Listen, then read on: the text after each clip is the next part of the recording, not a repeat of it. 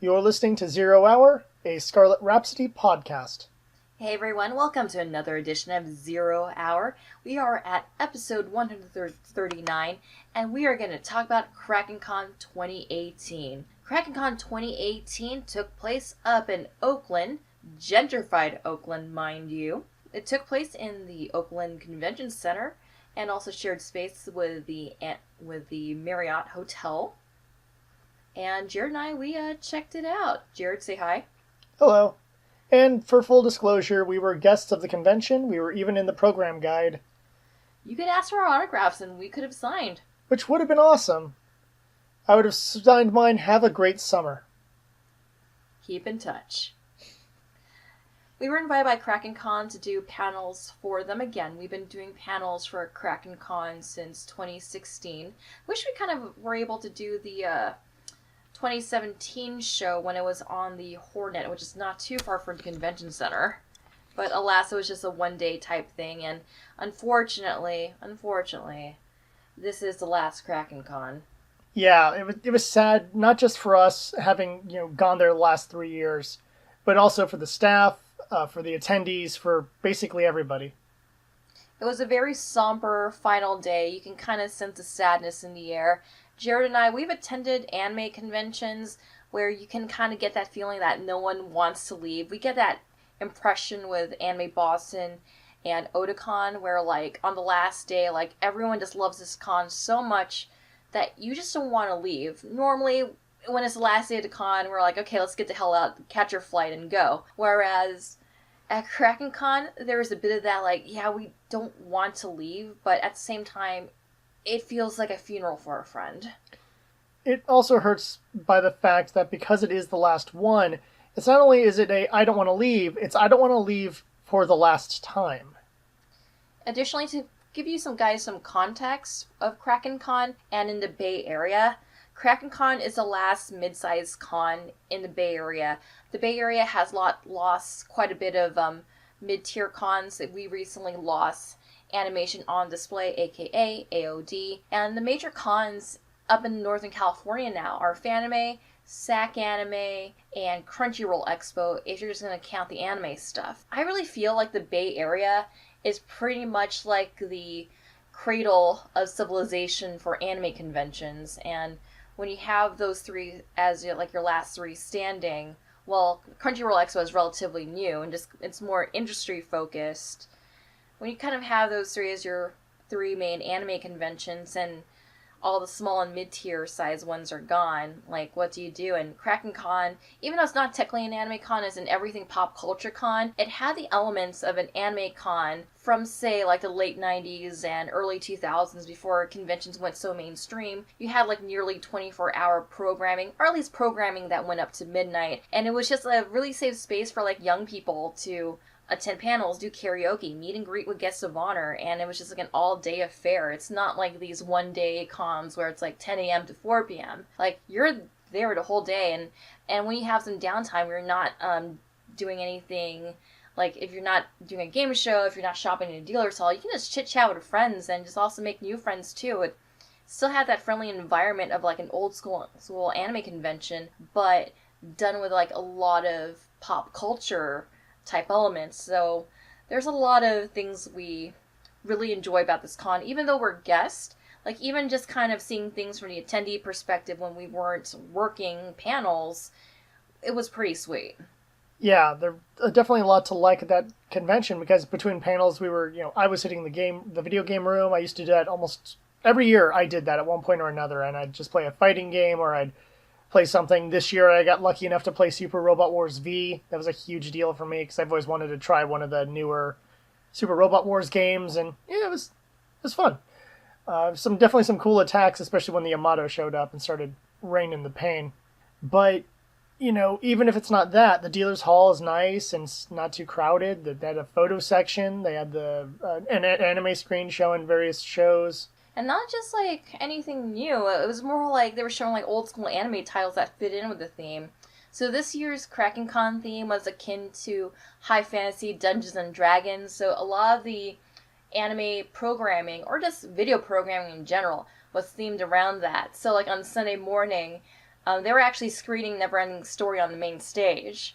And I just so happened to walk into the part where Atreyu's horse dies. And the whole dealer's room can hear it. Poor Atrax. And some anime titles that were seen on the screens around the convention center. We also had Lotus Wars. We also had Slayer. So just kind of some titles that we've grew up on. Of course, they had like a couple, maybe one or two recent titles, but yeah, Lotus and Slayers were the ones that just like, oh hey, what's up? Yeah, I think they had Fairy Tail or a few episodes or a movie from Fairy Tail being played, and Claymore, which used to be new and now is no longer new. It's classic. Well, if people remember what Claymore is. Yeah. Claymore was never all that popular to begin with, but I liked it. It was a cool kids anime. Yeah. So the convention had a lot going on. I mean, theming-wise, beyond that, there wasn't really... I mean, it's not like you saw a bunch of signs or a bunch of posing displays or anything like that. But this, as a smaller event, it's not like they really had a lot of room to set those things up. Alright, let's just kind of just break down day by day. This kind of might be a bit funky for us, because again, we were guest panelists, so we're just kind of looking at this from a different perspective, both from a panelist perspective and as well as an attendee perspective, so do bear with us. So on day one, we flew in from Orange County up to Oakland, and we had pickup. Shout out to Steve. Thank you so much again for picking us up in your town car from the airport over to the convention. And he also had a sign that said Kraken Con. It's like, oh, this is kind of special. Kind of like, oh, hey, thank you for the pickup.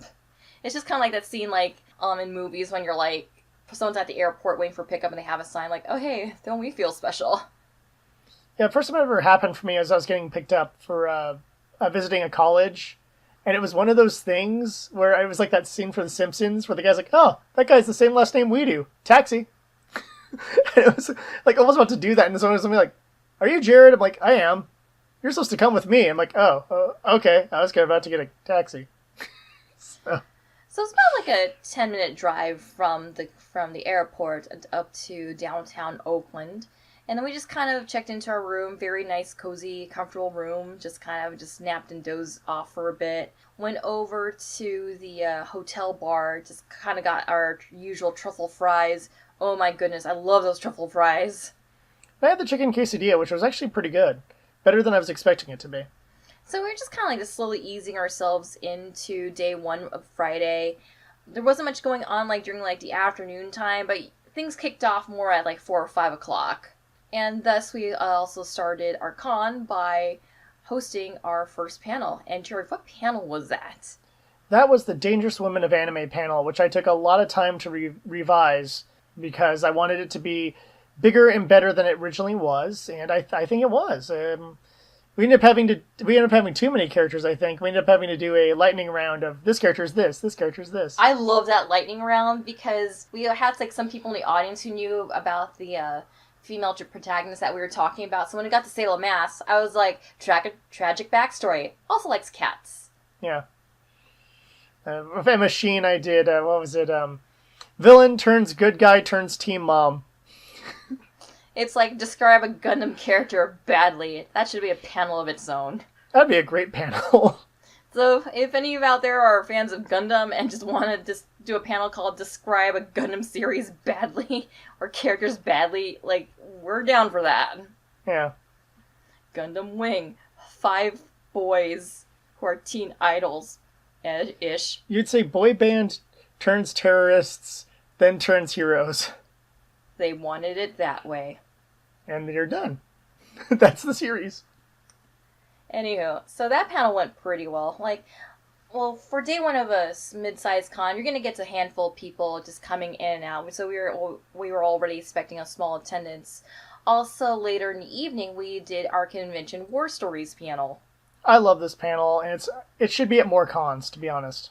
Yeah, we haven't done this panel in a while, and it's just pretty much our excuse to talk about our convention misadventures, because we've been doing conventions, for way God too long. knows how long. I've been doing conventions since AX 1999, and I have, a lot of stories throughout the years. I even told my story about, doing karaoke to Africa in Chicago. That was a fun one when I had Left Shark join me on stage. Yeah, we had all sorts of ones of some terrible events we went to, some good events we went to, babysitting drunk people, trying to out-drink a maybe 300-pound guy. I like how we were talking about a particular panel as the subject of one of our stories, and we alluded to the tiny detail of the panelist moderators sneaking in their pet snake into the convention, and our friend G was in the audience. He was grabbing some water, and then when I mentioned, like, oh, by the way, the one of the presenters at this panel just snuck in her live snake into the panel room, he just turned around and was like, what? Yeah. There's only one person who's allowed to take a snake to a con. That's Jake the Snake Roberts, and that is all. He will be at LA Comic Con. Yes, he will. Also, that one time you handled a snake at Hydra Comic Con last year when we had like some animal people there. That was fun. That's true. They're from a reptile preserve, so I guess that's the other exception. What was that like, Jared, handling a snake? Heavier than you expect. You were causing us Otacon. It was. We got to donate to a reptile sanctuary. It was nice. I like reptiles, especially sneaky snakes. We need to get a pet snake. Yes, we do. But not take it to conventions because they wouldn't count as ESA animals. Nor should they. So what else was there on Friday? Well, I perused through the dealer's hall a little bit. Just kind of said hi to friends. I'm just kind of like just walk up and down the aisles and just kind of just looked around. I didn't really do any like heavy browsing around. I didn't really do anything too scrutinizing to look at what people were selling in the Arts Alley and main dealer's hall. I wasn't really looking to spend money at this convention, but there was a couple good things, and we'll talk about like some of my main purchases on Sunday's report. Yeah, for me, after my 2 panels, I essentially just went back to the hotel room to kind of rest up. I really wasn't feeling that good. I usually don't feel all that good after a flight. However, later in the evening, I still had a lot of energy left over, so I just ended up going to the karaoke room to sing my lungs out. I ended up singing Africa by Toto and All About the Pentiums by Weird Al Yankovic, and just kind of give you an idea of like the age gap between myself and the usual karaoke sters in there. Basically, a lot of them were doing My Chemical Romance and Panic at the Disco. It's like, okay, like a generation lower than me, okay. And, however, I wasn't the oldest person there, surprise, surprise. Adults, like, from the neighboring medical conference decided to, like, just check it out. Security let them in because it was late at night. They were well-behaved adults with wine glasses in hand. And they ended up just saying, hey, can we go up too? So they ended up singing Justin Timberlake's song he did for that troll movie, Got Sunshine in My Pocket, yeah, Can't Stop the Feeling. They ended up just doing that, and then they got really into it. They were like, yay, old people! I'm like, I like it when people just embrace something like that and just totally own it, and everyone, like, even in the karaoke room, which is dancing along to it. So, like, we all just got along, because you always hear stories about, like, partnering neighboring conventions with anime cons, comic cons, not getting along, and like one group being antagonistic to the other. And you have like this group from this healthcare convention just kind of like just join us in for karaoke, and everyone's having a great time, and that was really amazing. And I think I really nailed it with All About the Pentiums by Weird Al Yankovic, because at one point I think the sound went out, and I just pretty much nailed like the rest of the rap there together. So that was a lot of fun. Kind of blew my voice a bit, but that's okay because I just ended up just having a good night's sleep afterwards. Alright, on to day 2, Saturday, the big day. Yeah, we had 3 total panels and a dance to host, so a non-stop day almost from the get-go. We were one of the first panels of the morning, which was at 11 o'clock, which, thank you for that. A lot of cons will have those 9 a.m. panels, and I'm like, I would rather wash my face with the same acid that turned the Joker into the Joker, rather than do a 9 a.m. panel. Well, luckily for Kraken Con, most panels start a little bit after 11 or so o'clock.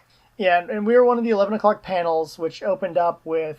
It started out with the best video you never played. That's right, my video. Fantastic video games and where to play them, how to play them. And this time you gave a medieval adventure type theme for this panel presentation. Absolutely not. I didn't do that at all. Oh, you didn't? Okay, I'm done. It was horror themed, mostly. I tried to put things more in a horror type thing, but my RPGs were still more or less the same RPGs. But I really pumped up the horror section. I pumped up a lot of the weird mystery type games, games that were a bit on the weirder side, stuff like A Story About My Uncle, Serena, The Path, things along those lines. It was actually kind of fun. I even put in sillier titles like Jets and Guns, and I liked it. I mean, at the end, I still had about 5 to 10 more minutes left at the end of the panel. Basically, ended where exactly where I wanted it ended. Let's hear it from the audience. I heard a couple of ideas from the audience and got some requests for fighting games and racing games. And fighting games are hard because if a fighting game is obscure, it's because it's bad. And racing games, on the other hand, I actually had a section for that. And it's like, no one cares about racing games. I'm just going to remove that from this panel to save room. And I think you also, speaking of rare games, I think someone came up to you and you had to tell them a story about how you're the poster child for Melty Blood fandom. Yeah, I got the conversation. Because it was the conversation about the fighting games, and I was like, look, I'm the poster child for Melty Blood, but I feel Melty Blood's too well known to be in my panel. But I'm not well known enough for Fate Grand Order. I know. Yeah, but I mean, one of the characters from Melty Blood is in Uniel, so... because it's made by the same company, so they were able to use their original character. But it really puts me in that position of, man, obscure fighting games. This will be interesting. Because there's stuff like Vanguard Princess, but Vanguard Princess is kind of okay. I mean, I had to review that for a secret stage back in the day, and I was like, yeah, it's above average. It's an enjoyable fighting game. Wouldn't be my number one choice, but if you want cute anime girls wailing on each other, I liked it more than Arcana Heart. But, you know, it's just one of those problems of a lot of fighting games make it to game tournaments. So even stuff like Skullgirls that I feel, you know, could be in this category, I feel is too well known. It had a successful Kickstarter and all that. But a lot of people liked the panel. A lot of people seem to be taking notes, and I'm glad it went really well. Yeah, I didn't theme it to the con like I normally do. This was like the one time I didn't do that. Mainly because I just wanted to add more horror stuff because I felt we were right by October, and I felt that was more important to a current gamer. They'd probably want some horror titles if you're in October. So I was going off of that instead. Yeah, I decided to, like, in between our time of running panels, to also check out some of the other panels that were there. So, a friend's girlfriend, she goes by the name of Fabrickind. She did a panel on, like, how to start on cosplay. And she kind of, like, just went into the whole research process and what are some best practices in finding the right tutorials. And sometimes, like, the best way to find the best tutorials is not being literal about it. It's just, like, going through a multitude of different sources. So, for example, like, using World War II type tutorials, for example, A Girl's Frontline type of project, because, yeah, they're kind of World War II related.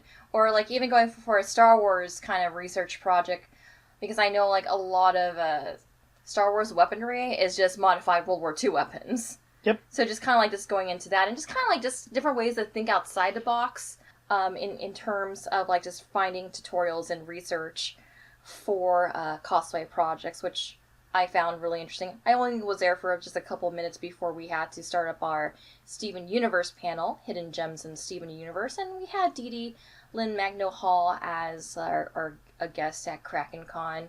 So we had a huge Steven Universe presence at this panel. They gave us like one of the largest panel rooms at the convention center.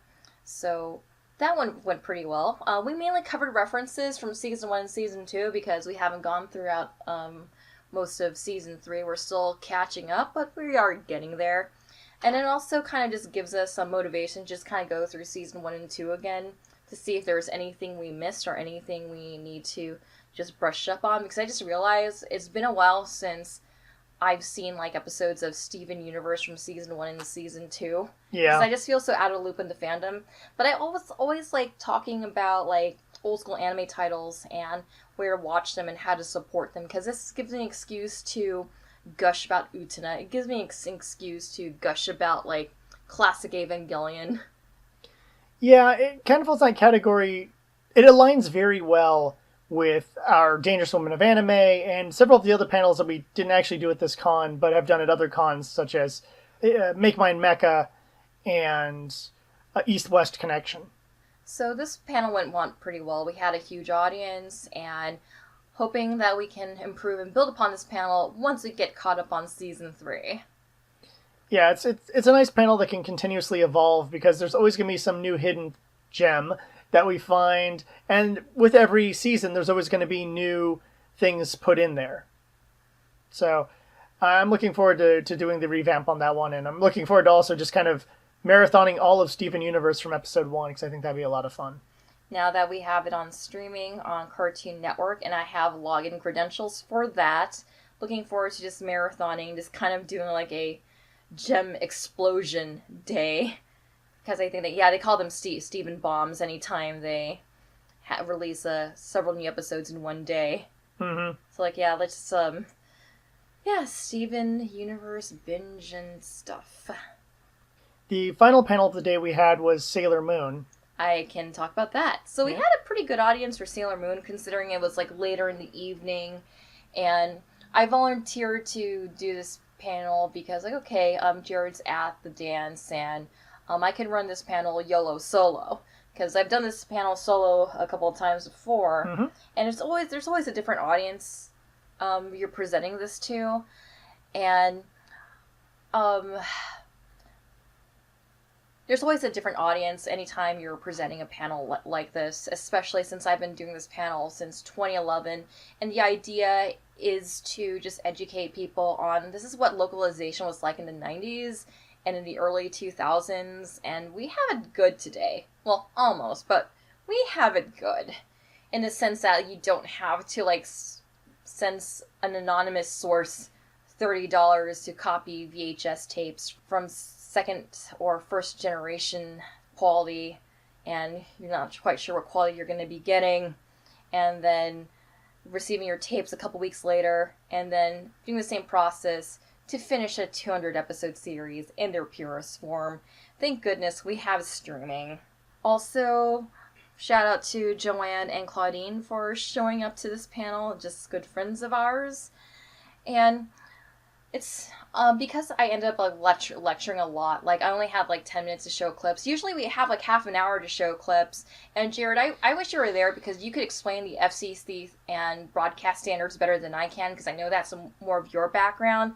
Because just some rando who just showed up at the panel when I was talking about the FCC just kind of decided to just get in some sort of debate with me. I'm like, well, the FCC is not quite LGBTQ.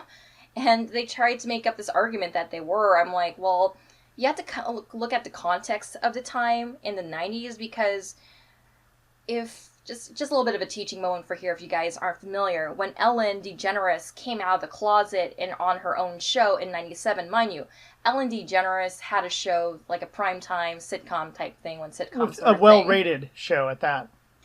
And she decided, in real life, she came out of the closet, and then she also wanted her character on the Ellen show to also come out of the closet. And when that happened, there was, a huge controversy about it. There was just, this whole media build-up to it, that, whether it was going to be good or bad, and people just made a big deal. Nowadays, Ellen has her own talk show, no one makes a big deal. Having, LGBT characters in the 90s, especially for a children's show, there was a lot of watchdog groups for media, especially children's media back then, because it was a good and bad time for children's media, in the sense you had parent watch groups going after shows like Beavis and Butthead, Simpsons, Batman, Power Rangers, and blaming them for violence. I mean, that was the reason why there was a V-chip. That's the reason why we have ratings on TV shows nowadays, because it was a huge censorship issue, and to add something like LGBTQ in the mix, that was just something they weren't going to touch. It's not that they were anti-LGBTQ. I mean, nowadays there's a couple more things you can get away on children's shows, as Steven Universe had pointed out.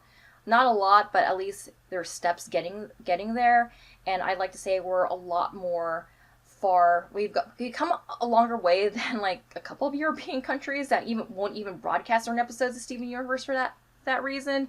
I mean, that really says a lot, but just I know I'm kind of going off tangent, but I just wanted to just say my piece right here, because there is a lot of confusion anytime I talk about the FCC and people think like, oh, you're supporting their broadcast standards. No, I'm just telling them, just like saying like, this is how it was back then, and you also had to understand what the context was back then. Not only that, but the standards change over time in a lot of ways, and a lot of that is due to Ellen sacrificing her show to stick with her principles, and with the risk that I believe it was ABC took by actually having Will and Grace on the air. So there's been steps taken to kind of make the FCC feel like the world will not end if a gay person is on television. The second thing that everyone always forgets is that the Canadian Board of Broadcasting, I think it's Canadian Broadcasting Board, I believe it's what it's called, is way more strict than ours. Like, way more. I'm amazed Degrassi gets away with as much stuff as it gets away with. That's how strict they are over in Canada. So, yeah, it's not just us. I usually like talking about the FCC and the Canadian Broadcasting Standards more of as a teaching moment, just kind of understand like the context of Sailor Moon being localized within North America. Because remember, when Sailor Moon was localized, it was picked up by a Canadian company, so it had to like pass through their standards as it was like also being released in the United States. Yep. Anywho, but that panel print went pretty well, and it got a lot of thank you for running a Sailor Moon panel. And I still enjoyed running this panel. I think I need to change a couple slides because, like I said, I've been running this since 2011, and between 2011 and now, there's been like a lot of news and a lot of new happenings. Like even Viz is still in the process of completing all 5 seasons of Sailor Moon, and they're up to Super S right now, the Pegasus series, where Chibi Moon has a horsey friend. Yeah, that's a season that happened. Yeah, there's a cat, there's a horse. Stuff happens. And their enemies, your dreams. Their enemies are clowns. Ooh. Not a mad scientist, not people from the dark side of the moon, not a woman who is mind controlling the generals of Earth. No. Clowns. Pennywise was kind of disturbing. In his spider form, in his clown form, he's Tim Curry on a bad day. Doing a jig in the library for some reason. Yeah. You gotta have a hobby. Anywho, that was pretty much like the panels that we ran on Saturday. Also on Saturday, I decided to check out Cosplay Wrestling Federation, which is fun as always. And even though Kraken Con is a mid-sized con, there were still like a lot of seats still left, and we also had like a lot of Fanime veterans entering in with CWF, but entering as different characters. So we had King Arthur, which I found hilarious. I was cosplaying as Saber Lily as I was watching it, and people were all like, yeah, bring on Gilgamesh. You're not a woman. I thought Saber was a girl. So everyone was like just chanting, we want Saber, which I thought was funny. I really wanted to see King Arthur move on to the finals, but it was just really amusing just seeing a King Arthur there in a sea of like fate trash. Also, a couple other highlights. We had Chung-Li, who was just totally on A-game. And then we also had Tommy Wiseau, which was like, wait, how come no one has done Tommy Wiseau sooner? And this guy had like all the mannerisms and quirks from Tommy Wiseau. And like, oh yeah, that's right, this movie also takes place in the Bay Area, I forgot. Which then reinforces that whole point of how has this not happened sooner? Yeah, just trying to remember like all the people who went on. We also had Dick Gumshoe, which resulted in some hilarious chants. Also, another contestant that went on was like the stereotypical hot topic 17-year-old who like hates preps and claims that she's from Slytherin, and I thought that was hilarious because she just really owned like the I'm so gothic, I'm so hot topic, and like everyone was just chanting my immortal. My immortal. We're going to have more commentary about Cosplay Wrestling Federation at Kraken Con over at Starch. Is Bacon Jake Wrestling... is Bacon Jake in the house tonight? Yes, I am here, and I am looking forward to talking about Kraken Con, a small competition featuring some fierce competitors. The kinds that make me glad to be a sports commentator. Thanks, Bacon Jake. The heck is he doing here right now? That's a good question. Anyhow, while you were having shenanigans with wrestling and Sailor Moon, I was off being the MC for the dance, the Atlantis Ball. I really didn't know what to expect of the Atlantis Ball, especially because they were in a new location this time around on the 21st floor, which was an adventure trying to find it. Thankfully, I had plans to meet up with everyone about a half an hour early. On the 3rd floor, as you were told? On the 3rd floor, like I was told, and then found out it's not the 3rd floor, it's the 21st floor, so... And the elevators getting to the 21st floor, I don't know, maybe it's a popular floor, I don't know, but it took longer to get to the 21st floor than to get to our room on the 14th floor. No, there's a 7th floor difference there, but it's more the thing of we needed a sign or something that says, hey, those who want to go to the dance, it's on the 21st floor. Because I'm sure it said somewhere in the program guide, but as an attendee type person, had I been one, I would have been baffled as to where the dance is, because it's the only thing that's in that location. And it was a nice big room. We had tables set up with some Jolly Ranchers there if anyone needed a sugar boost. We had I think only 2 water coolers, maybe a third. But it's important to have water anyway at these dances. You gotta stay hydrated.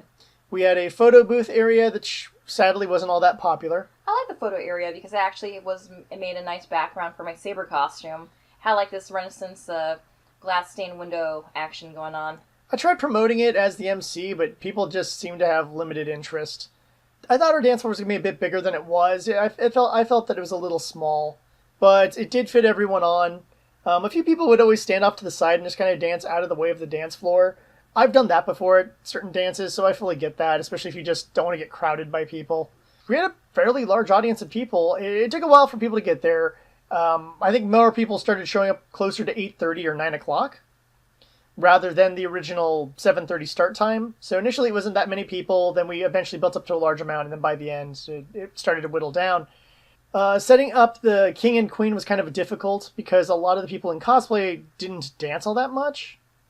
So you can't give the crowns to people who aren't dancing. Thankfully there was a Poison Ivy who was almost always on the dance floor. She was great, and she won the queen. And for the king was this guy wearing a jacket, or reddish tan jacket that I think was supposed to be the 11th, or not the 10th Doctor, but I'm not certain. He may have just been in fancy clothes. It's that whole point of Doctor Who character or fancy clothes. I don't know.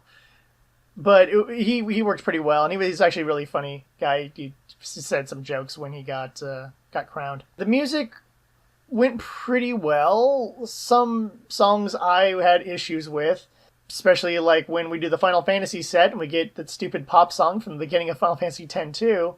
Some of the songs I disagreed with genre, where it was like supposed to be a fast waltz, but I'm like, this is clearly a slow waltz, and I disagree with your choicing of this being a fast waltz.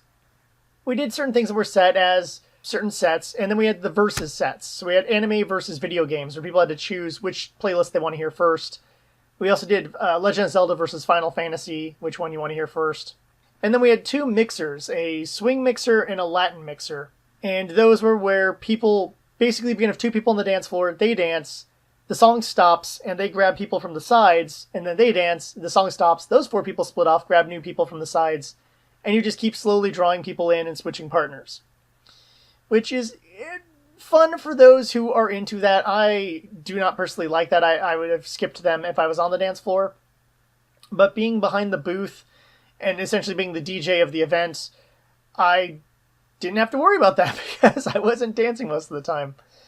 I did come out for a few silly things. They had this really cheesy, slow ballad version of the Pokemon theme song, and I went out and started fake singing to that because no one was on the dance floor and the song was terrible, and I just thought I'd make fun of it. Came on, I think, for some Idle Trash song as well from the Love Lives. I think it was from the Love Lives because I recognized it, and I was like, I think that's from the Love Lives. I will dance to that. But it wasn't like the song they should have chosen from the Love Lives, which is Private Wars. But alas, it was not Private Wars. But next time it will be. You just say that because of your Soldier Game group. Yep. Crushes and waifus. Well, I also could have had Soldier Game up there. That would have been cool too. But alas, no. In addition to that, we had a guest piano player come in and he set up. And so we had a little intermission so people could get all their water and what have you. And he played for everyone. And people actually started I thought there was going to be a specific staff were going to dance to show up. But it was just the piano guy. People sat on the dance floor and just watched him. It was pretty cool. He had a good audience. I was kind of standing behind them. When I was there, it seemed like everyone was like doing the Macarena on stage. Yeah, during one of the Latin songs, it had the same beat as Macarena, and so people started doing the Macarena. And then he started getting demands for the actual Macarena, which, when we got to the final section, he had a... And by he, I mean Craig, because Craig is the primary music chooser of the whole thing. He built a mix of, like, 20 different songs. It's basically, hey, mid-20-something, we listened to your iTunes. Like, we hacked your iTunes account and just made a playlist out of it. So it plays small chunks of everything from, like, Gangnam Style, YMCA, the actual Macarena, which everyone freaking loved. I guess you have to be of the right age, because I don't remember the Macarena dance, nor do I care. And I was around when that was popular. I was in high school when that was popular, so yeah. Anyhow, it also featured, like, that, wow, Fantastic Baby song, and a bunch of other, like, generic hits you would know if you listen to stuff. I felt certain things were missing off that list, like Sexy Back. I think Bring Sexy Back would have been a fun addition to there. Whatever, that's me. Overall, it went pretty well. There was a group of girls who were clearly drunk, or Craig thought they were high. They could be both. They weren't like troublemakers. They didn't start fights or anything. They just kind of were a little overly wacky on the dance floor, I guess is the right way to say that. I talked to one of the girls after the whole thing was over, and she told me that, she ended up getting sick because of, everything. And she, once she kind of started to sober up, she actually enjoyed it a lot more. But she also left her phone behind, which is why I got the chance to talk with her, because I had to open the door for her to get the phone. But when the whole dance was over, we had, I would say, 20 people going around to each member of the staff, myself included, shaking our hands and being like, oh my god, this was the best thing ever. We had more than one person come in with the whole, I went to my high school prom and it sucked, and this is like the prom I wanted it to be, where I could be with other nerds, listening to nerdy music, dancing, and having a good time. As we were wrapping up, you could tell that several members of the staff, Craig included, were getting really choked up. This was not an easy show to finish up, just because this was going to be their last Kraken Con dance. And while the Cosplay Gala group is going to be making more dances, they're going to do another one in the Bay Area, I think in the winter, as a winter formal kind of thing, and then they're going to be trying to do some Southern California events. It was still really rough for them to have to say this was going to be the last Atlantis ball. And yeah, this is the only one of the dances I worked on, but even I was feeling that emotion there near the end of everyone being like, this is the end. And when we were in that big final mix of songs, every member of staff went on the dance floor to dance along with all the people there as kind of like a thing. I begrudgingly danced to certain songs, like my YMCA was the least enthusiastic YMCA, and Gangnam Style, I just stood there flipping off Craig until one of the drunk girls started dancing in front of me, and I was like, oh, fine. And I started dancing. You were doing the horsey move. Doing the horsey move with her, because she was, like, bugging me about it. And I was like, fine. You win, random girl. But, it was a lot of fun, and I really would love to MC every one of these events. I'd love to fly up there for the winter formal thing and do this show. And because when people are that appreciative and people are being cool, it's nice. I didn't go to any school dances. I'm glad I didn't go to any school dances, but if I did, I would want them to be more like this ball than what they probably were, which is probably a lot of crap 90s music and, like, really low lights. Yeah, my prom, what I can remember was, like, I knew that they weren't going to play the music I wanted to hear, so I'm like, okay, F this. You're going to be taking place at a classic old Hollywood hotel, the Millennium Biltmore, in which, by the way, a couple movies were filmed in there, like Beverly Hills Cop, Ghostbusters, the real one, and a couple other movies were filmed over in Millennium Biltmore, also Independence Day. Oh yeah, the prom scene from Pretty in Pink was filmed there. Mm-hmm. And then I'm like, I'm going to dress all old Hollywood, feather boas, feathers in my hair, old Hollywood style dress, and I'm going to own this dance. And even if I had to sit at the table looking moody, at least I look good looking moody. I like how, even as a high schooler, you were still like, how can I dress in semi-anachronistic clothing? It's always been me. So, yeah, I mean, it would have been cool to have you around for the dance or someone else, but I also realized I spent most of my time behind the table, switching up the genres and making sure all the audio stuff was working fine. And the only thing that wasn't working fine was our mics, which means I had to do a lot of projecting to the whole audience. And then Craig there trying to, like, say something like, Craig, you gotta project, like, you're acting! So I had to do that a couple of times. As King of Knights, I was watching men joust for the title of Cosplay Wrestling Federation, or whatever title it is. So I realized even if I had someone there who was a trusted dance partner type, I would be behind the desk 90% of the time, so that would happen. I only left the desk a few times. One when, I just needed to grab some water and I needed a breather. And another time when the guy was going to set up for I can't call it a halftime show, but for the special presentation. I was like, well, I'm not going to just be weirdly sitting behind the guy. So I let him set up, and I went that, and I made sure to check on our front door people, and I just kind of kept an eye on everyone. It was a much younger demographic than I was expecting. And I think the entire staff was kind of in that same category of, wow, everyone here is really young. Which isn't a bad thing, it's just I need to keep my eye on people because... I'm not saying I don't trust them kids, but it's more of the point of I want to make sure everyone's having a good time and no one's causing any kind of problems for anyone else. And thankfully, everyone was on great behavior. Everyone had a good time. Dance floor was almost always had people on it, so I think everything went really, really well. We didn't have anyone pass out from dehydration or anything like that. So yeah, it was a good showing all around, and I can't wait to do another one of these.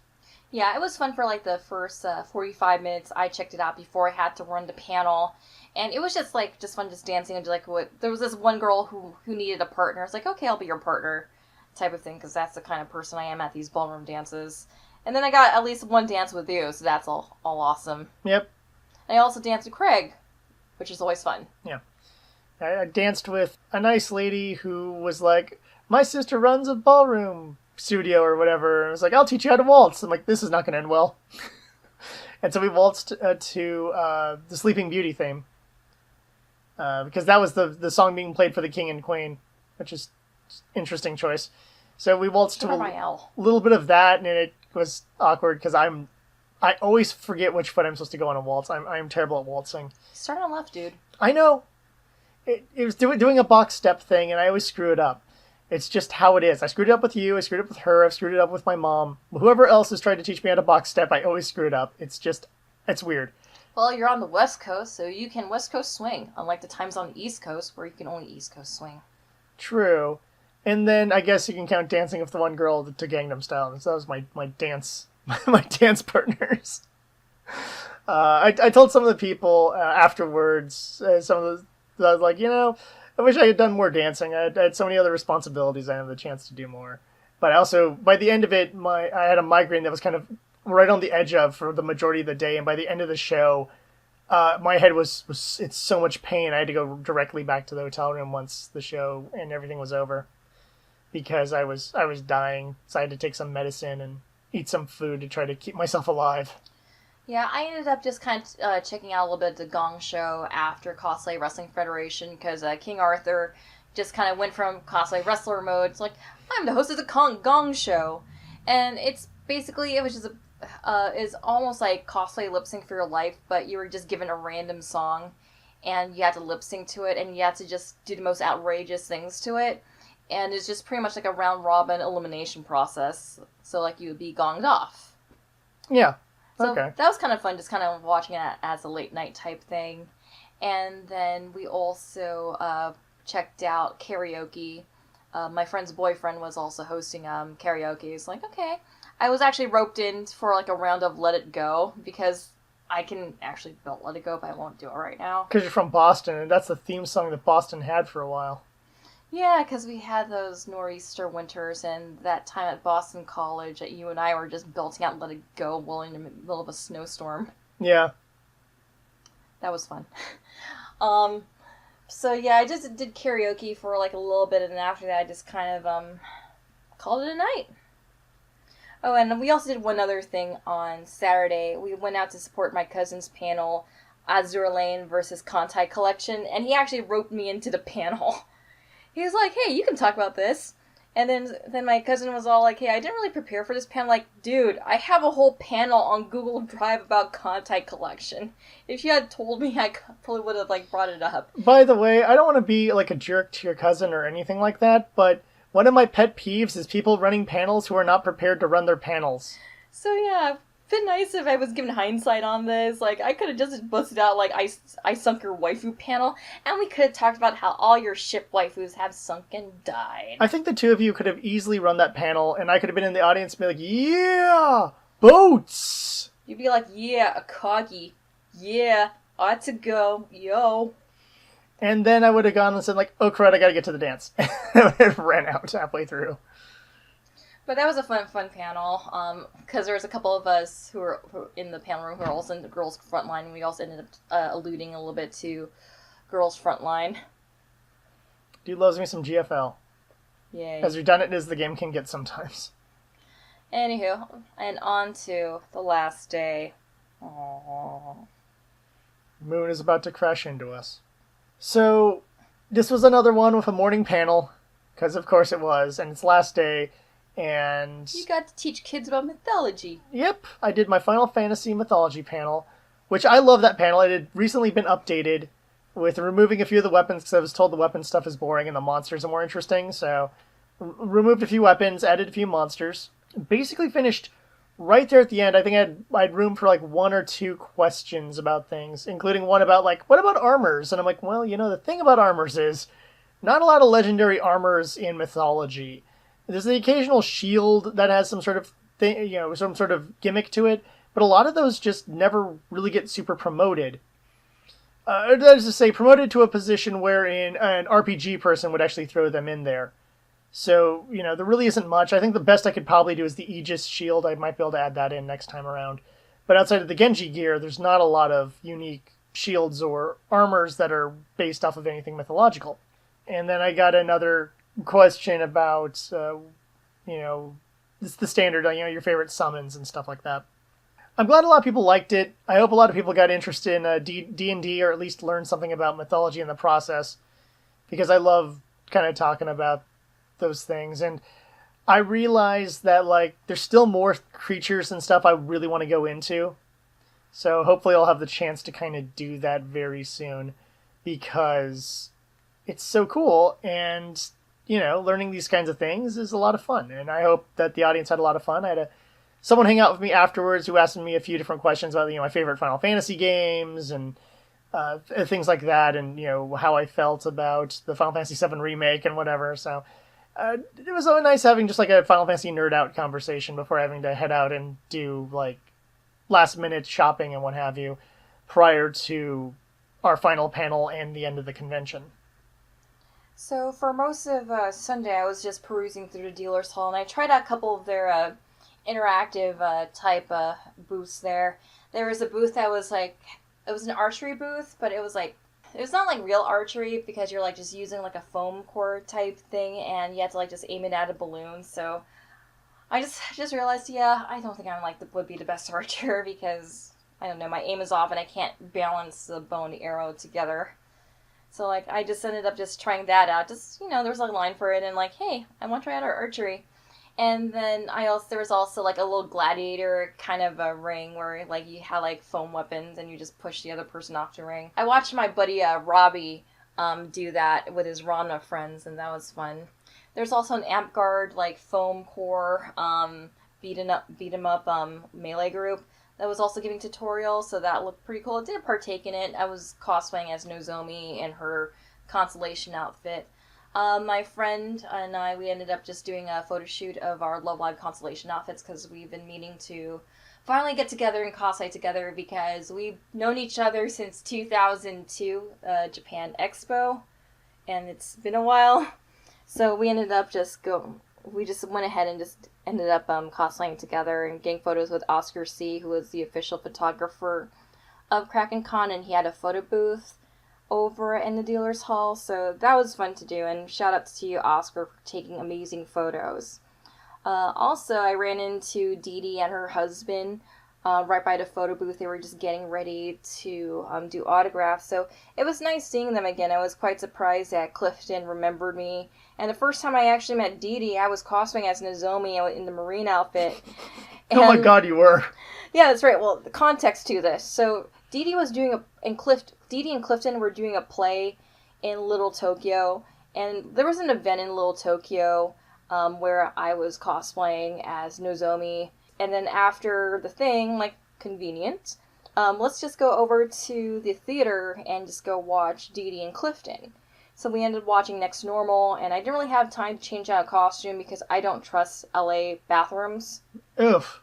I'd rather just stay in cosplay, and yeah, I'd just rather stay in cosplay. I'm pretty sure Dee Dee will understand because, like, she goes to these things. So there's a selfie of me and Dee Dee outside of the East-West Players Theater. I'm cosplaying as Nozomi in my Marine outfit, and she's right there, like, hey. So I'm just quite surprised that, like, just Clifton, her husband, recognized me, and I'm like, oh, hey, how are you guys doing? How are the kids? So, yeah, cool. It's funny because I actually remember Dee Dee from Mickey Mouse Club before going on to Miss Saigon. She was part of this teen group called The Party, and she was also the first person I've heard sing the Janet Jackson Escapade song. And we were actually talking about that. It's like, yeah, I remember that outfit I wore, and I remember just having to give that away. And I'm like, she wore like this purple, like, coat and like this purple matching hat. It's like so early 90s. Like, oh, I want it so frilly. There was like this frilly craze back in the like the early 90s. Like, oh, I want that jacket. I'll make it. Anywho, so I also did some Artist Alley shopping with my friend Hanyan. So we were just kind of like just slowly perusing through the Artist Alley, and I ended up buying a pin, an enamel pin that says Suffering, and it's the gemstone that people collect to draw cards in Fate. So it's like the gem, and then has Saints Quartz. Yeah, it's called Saints Quartz. Saints Quartz. Sorry, just like the gem terminology because I play like so many RNG like gotcha type games. Like I just kind of like just lose track of like what's the special currency that you have to like grind for and suffer for. And in Fate, it's a Saints Quartz, so it's a Saints Quartz type thing with the word suffering. Yeah. That was pretty cool. And then I ended up getting a couple keychains. I got one of the Babadook for my brother, and I also got another Monica keychain, and I also got a Love Live, not Love Live, I apologize. I ended up getting a Cinderella Girls keychain of the Cinderella Girls opening outfit, so that's on my blue purse because matches. And then I ended up getting a Love Live tarot card set from this one artist. Usually, like, there's not a lot of tarot cards that really called to me. And this was, like, the first tarot card set that actually really did call to me, so I just ended up just purchasing that. And, yay, an artist in Artist Alley is happy with money. A lot of artists are happy with money because I support my local artist. I assume it's not a full set of the Greater Arcana just because there's not 22 characters in Love Live. It's different artworks. Basically what they do is they take the different outfits from each outfit set. Mm-hmm. I'll have to show you how it looks like, and it's collaboration with different artists, so it's like actually a full set. Okay. That's like, oh hey, this kind of calls to me, like mine. Because at Anime Boston, there's this person who does like tarot cards of like old school like anime characters, and that was like the closest thing that ever called to me. But at the same time, it wasn't a full set, so I didn't really see like... Yeah, it was designed to buy the card that was associated with whatever character you liked. It was more of an art piece than it really was a tarot set. Yeah. So just more just something you just hang, and I'm like, well, if this is an actual like deck, I would totally be all about that. But I'm like, okay, it's just more of an art piece you just kind of frame. Okay, that's cool. I respect the artist. And I'm just trying to think what else was there, because there was a couple of very interesting couple of things going on Sunday, other than Neverending Story playing in the background and listening to Artex's death while we were having a photo shoot. Good times! Well, we actually saw this one booth that had like a laptop bag, because you seem interested in getting a laptop bag from them that had your potato bay. Yeah. AKA MASH. Mm-hmm. Yeah, they had a lot of different Fate options there. Several of them were in my waifu categories, like Sakura Saber, Saber Altar, and MASH, of course, the potato bay. But alas, I ended up not picking it up. And no fault of the salesman or of the bags. It actually became a point of, as the day progressed, I just got really depressed, and I realized I would always look at this computer bag and immediately think of the last day of Kraken Con, and thus it would be the most depressing computer bag I would ever have in my life. Well, I got my own computer bag from Kraken Con, and it was actually like the last tote bag that they had from their merch booth, so it was like this 2D tote bag that looked like it was like a 3D tote bag. It has kind of like an optical illusion to it. So it was like the last one they had. So okay, it'd be cool to just have like something that says Kraken Con on it to be the last of its merchandise at the last con, just so I have like a souvenir to remind me of Kraken Con. So really glad that I ended up purchasing it. Glad it was like the last one, and that's where my Chromebook will chill. Yeah, we tested to see if it was large enough to hold my laptop, and it is not. But the ones at that other booth are, and I feel bad, and hopefully I have a chance to find that vendor again, and I will buy it, because it's just really difficult for me to... As the day progressed, I just got more and more just depressed. Like, I just felt the world was ending, because, it's just... I want to be back there. I want to be with my friends. I want to have a good time. I want to host the dance. I want to run more panels. Well, we did run one more panel at Kraken Con, but before we get into that, I actually did sit on my friend's panel on 3D printing. She was the May who won first place in Masquerade, so she just shared like just some tips and tutorials on how to get into 3D printing now that 3D printers are like around $200 and are much more easily accessible for just personal use. So I'm like, hey, I might want to like consider this avenue once I have a larger place for crafting, because I just kind of seen like the cool things she's done with 3D printing. I was like, yeah, I want to do that. I want to do that. Like not just with like cosplay props, but like just like home decoration. There's a lot you can do with those things now that they've made them a lot more consumer friendly. And I was already just getting ideas in my head, like what I would like to do, what I would like to make, but just one step at a time, and hopefully by the time I can afford a 3D printer that's decent and that won't catch on fire. Because she was also talking about the importance of plugging in and connecting everything right, because like, yeah, that can cause a fire. Yeah, there's a lot of considerations when getting your own 3D printer. So hopefully by the time I can afford it and I can actually have room to invest in one, it'll be a lot more user-friendly and idiot-proof. I know, I always get nervous around these type of things in electronics because I've been known to be a curse to electronics. So anyway, we also had our last panel of the convention that we ran, and that was our Disney bounding panel. That's a good panel. I always enjoyed running the Disney bounding panel, and I think there's other ways where we can reformat the panel presentation, because there's kind of some outdated information on there, like the fact that there's no longer Pinup Parade in the park. That used to be sponsored by Pinup Girl Clothing, but usually like the fancy dress-up days are usually the dapper days, and Pinup Girl Clothing was kind of like an offshoot of that, and more and more people have just been dressing in the park pinup just as a regular type of thing. Also, on the day we presented, it was also Tiki Day in Disneyland, so I was just kind of living vicariously through my friend Rad Geeky Rose's photos on Instagram. I was like, yeah, I wish we were at Tiki Day. Jared would have gone as Dr. No. Or something, I don't know. I don't really have any tiki-themed clothing. But I was bounding as White Rabbit from Alice in Wonderland, so at one point I had to use myself as an example for kind of how I came up with the outfit by actually showing the parts and pieces of the outfit that I was currently wearing. Yeah, and I also like the idea of just like also talking about like favorite accessories. Like you like talking about hats, I like talking about purses, and I think there's a lot more we can add on here because I wanted to add on some photos from Adventureland Day. And if you look at the Kraken Con programming, they actually have your Belloc bound from Raiders of the Lost Ark in the Temple of the Forbidden Eye. Yeah, which is a nice photo versus, say, me standing around with a bear holding a fish. That's a cute photo, though. Mm-hmm. And the country bears don't really come out in DCA as much. That was just like a one-time thing. Yep. I like the bears. They remind you of Bill Clinton. Mm-hmm. Here are the bears who sing for doo-da.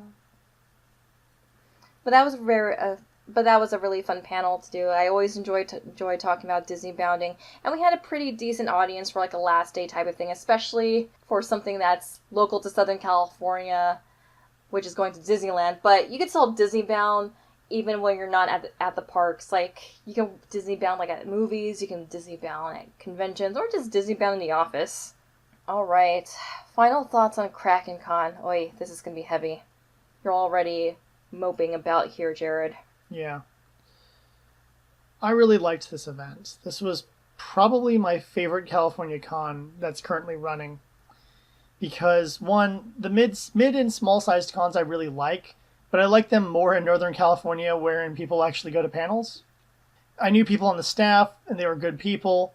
Having met them over the years, and there was a lot of unique things that happened at the con. The fact that they had like that archery area and that little jousting's the wrong term for it, but whatever, the Amp guard. Yeah, the amp guard and stuff like that. You definitely had some things there that you don't normally get at cons. The fact that they have their own official photo booth area, the fact that the dance was so loved by everyone who went to it. And I feel that it's anime cons that have things like a ballroom dance. They have things like demos where you can do like fighting with foam or like martial arts demonstration type of things. And I really wish like more pop cultures would like just integrate that in rather than like, oh, here's our after party, that's where you dance. I'm like, no, so some of us just want to just dress fancy and have a ballroom dance because like some of the attendees have said, this would have been like the ideal high school prom that we never had, just playing songs that we enjoy and dressing up and being with people that we like to be around and just getting fancy and just kind of concluding like a long con. And not everyone wants to go to a dark club with loud blasting house music. Some people actually want to listen to music that's good. Even though I didn't have any say in some of the listings, I had some disagreements of some of the songs played. Overall, I felt that this music chosen was really good music, and it was danceable music. And we tried to make sure that everyone knew what the genre was for each thing. So if you don't know how to waltz, step off for the waltz, have a drink, come back when it switches to a swing song, or a Latin song, or a hustle, which basically just means modern dance is what he means, like just kind of doing like clubbing dances. That's what everyone did for those. Those were silly and I don't necessarily approve, but fine, whatever. The audience loved it. I think one of the things that really sets Kraken Con apart is you really have a staff that really seems to care about the convention, about the attendees, and about everyone having a good experience. And I don't entirely get that feeling with a lot of conventions. There's only a few that I really feel have that sense of we care. And this was one of them, and now it's no longer around. What I liked about Kraken Con, it's a con that is run from the heart. You really feel the love there from the staff. They actually do care about the attendees. When we had an incident on Saturday night, a whole event just stopped just to take care of an attendee who was injured. And everyone was there to like be there for that person and no one left until that person was completely taken care of. There is a lot of heart to this convention, and it just truly shows. The staff who's there wants to be there. Every staffer I've met at this convention expressed how sad it was and how morose it was to see this con just come to an end. And like even just casual attendees who've been attending Kraken Con also felt really sad that they had to see this con go because has a nice balance of like both large and small, of course, a mid-tier con, but still having quality programming. You still get stuff like Cosplay Wrestling Federation, you still get a ballroom dance, but you also get a lot of value for your ticket. You're not waiting in long lines. You will be waiting in a long line if you're getting an autograph from a guest, but at least you'll be able to get something signed, and you don't have to wait too long to like meet a guest, and you're almost guaranteed to like just get an autograph and a selfie with said guest. Because I know I've been at cons where I actually did get an autograph ticket, and we were just kind of on the edge of whether or not we were going to get an autograph from a guest. And like, yeah, I don't know what's going to happen. I hope we didn't waste like an hour sitting in line here for nothing. But here I just kind of feel like they do a lot for their attendees. They do a lot to keep attendees satisfied. It is very family friendly. I did see a lot of people bring in their kids on the last day, and they're wearing whatever Halloween costumes they had. And just kind of just seeing people just even like just sit in the morning and watch a never-ending story like with their family. And like just seeing people just really just get into like events like Legends of the Hidden Kraken, the Gong Show, and like something like CWWF, which is always a fun audience participation thing, and I always enjoy watching CWF. And I also enjoyed watching you, Jared, go as Ignis during the CWWF trainee panel. Yeah, I was the last person to go up. I was kind of cajoled into doing so, and I pulled off a very, very good promo as Ignis. It's not a character I would actually have taken in if I was going to go into CWF, but it was a nice trying to go on a different direction than what I would normally do. And the advice I was given was kind of cool, including singling out Killmonger from the audience, apparently as someone I thought was not worthy competition. Which, if we'd been allowed to get that promo thing going, that would have been pretty intense and kind of hilarious. So it was really cool. And then the guy who went as Killmonger was great. We walked in, and I think as he was doing his promo, and so actually being able to then do a promo against him was kind of unexpected and silly, and I really liked it. Yeah, I hope the video for that will be available somewhere so people can see me getting some training and rolling high on my charisma rolls as I usually do. Okay, we're probably going to have that video up on our Scarlet Rhapsody Facebook, and we'll probably share that around. Yeah, I know a lot of people who want to see it. Indeed. Kraken Con, like, I don't know, just thinking about it, it's just really hard to say. Like, there's only so many ways that we can say, we love you, Kraken Con, we will miss you. Your staff is like family to us. In fact, I think we adopted, like, some of your staff members, and we actually made them Facebook official family. And so, like, hey, Richie, cousin, Bart, godparent, Vince, Kat's uncle. Our first Kraken Con was Kraken Con 2016, and I always joked because they had like a Hawaiian theme to it. I just called it the Enchanted Kraken Con, and there really is something enchanted about this convention with the people who run it and the people who attend it. Everyone here is just super friendly. Everyone here just does an amazing job to make everyone happy, and it's just really hard not to get so choked up on this podcast because even we were feeling it at the airport.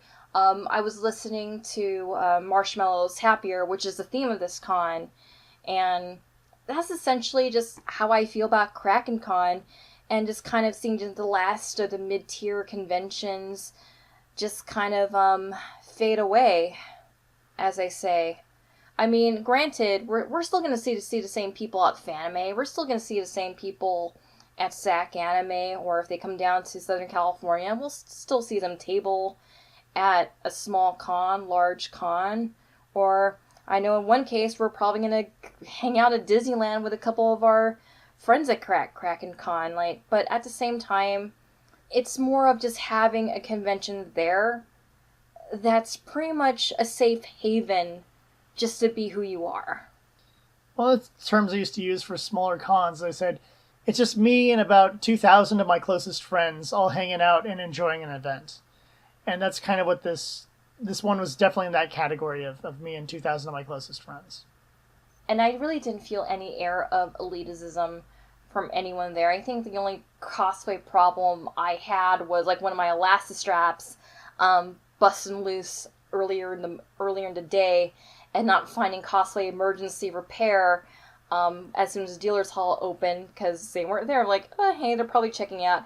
I'm gonna go over to SnafuCon and steal a couple of their badges. They had like the pinback pins. And I just kind of use them as just like my safety pins for the con.